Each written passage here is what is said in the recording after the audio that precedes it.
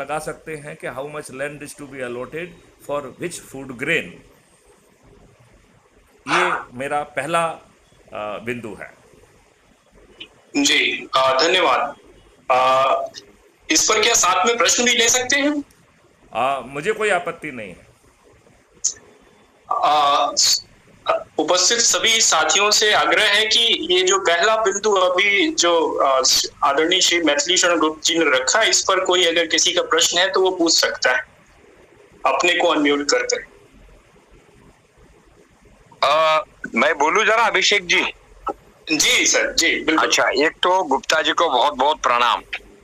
अच्छा, मुझे खुशी ये है कि इसमें 15-20 लोग जो आते हैं वो सारे एक्शन वाले लोग हैं, और विशेषकर जो अपने यादव साहब आए हैं, जो ब्रिगेडियर भी रहे, एनिमल हस्बेंड्री में भी रहे। तो जैसे कल मैंने सुझाव दिया था कि अभी अपन समस्या पर ज्यादा विश्लेषण करने के बजाय कुछ एक्शन वाली बात करें, तो मैंने 3 चीजें कल बोला था। एक तो मध्य प्रदेश में गौशाला के लिए काऊ सेंचुरी देने को तैयार है।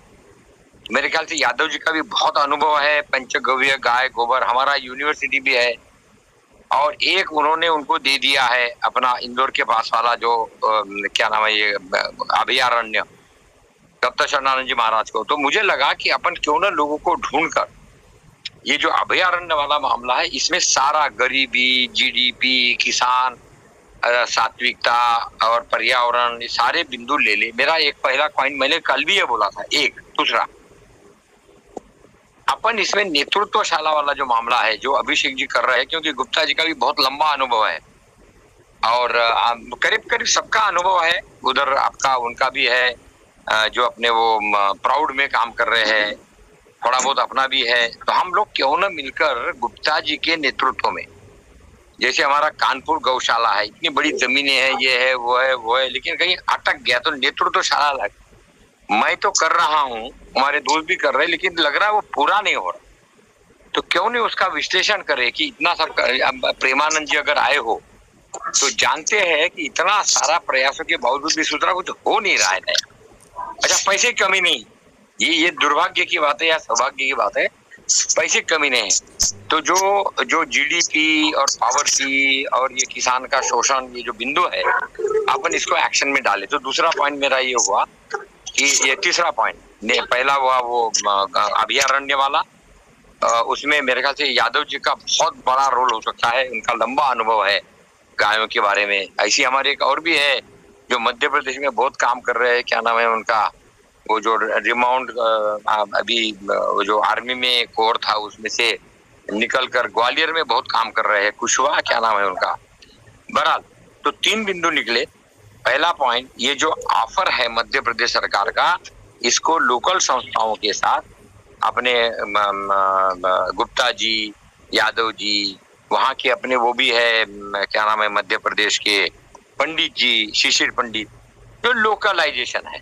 दूसरा मैंने बोला कानपुर गौशाला जैसे में जमीनें हैं, ये है वो है, तो अगर गुप्ता जी के साथ मिलकर थोड़ा उसकी केस स्टडी की जाए, मैं भी साथ में रहूंगा, लेकिन मैं इतने सालों से जुड़ा हूं तो फेल होकर अब बड़ा शर्म आने लग गई है कि यार इतने प्रयास कर रहे तो सुधार कुछ नहीं आ रहा।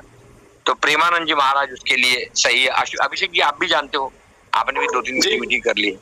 दूसरा ये, और तीसरा अभिषेक जी जो प्रयास कर रहे हैं नेतृत्वशाला, परिवर्तन और जड़ से जुड़ने वाला, शाकाहार अहिंसा वाला, तो मेरे ख्याल से तीनों में गुप्ता जी का सहयोग लेते हुए जितना भी इनका विश्लेषण है, कल भी इन्होंने बताया था समस्या, तो मुझे लगा अपन लोग मिलकर एक ऐसे हर एक के 3-4 बिंदु ले, जैसे अपना मास अवेयरनेस एंड अवेकनिंग और ब्लॉक एडॉप्शन प्रोग्राम चल रहा है।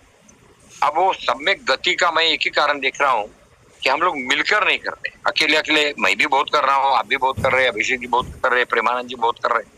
थोड़ा इस बार एरिया लेकर ब्लॉक लेकर या जिला लेकर क्यों ना अपन थोड़ा स्पेसिफिक इश्यू लेकर, और मैं चाहूंगा यादव जी का जो बहुत, राजाराम जी का बहुत लंबा अनुभव है, और आप तो ब्रिगेडियर भी रह चुके हैं उसमें, एनिमल हस्बेंड्री उसमें वगैरह में लेकर, बाकी और भी आपके पास एक से एक एक्सपर्ट है बिहार के, इसके जरा इस पर विचार कर ले। तो मेरा सुझाव ये, थोड़ा एक्शन ओरिएंटेड अपन इसको अपने चिंतन को डाल दें। बहुत बहुत धन्यवाद, सबको प्रणाम, नमस्ते।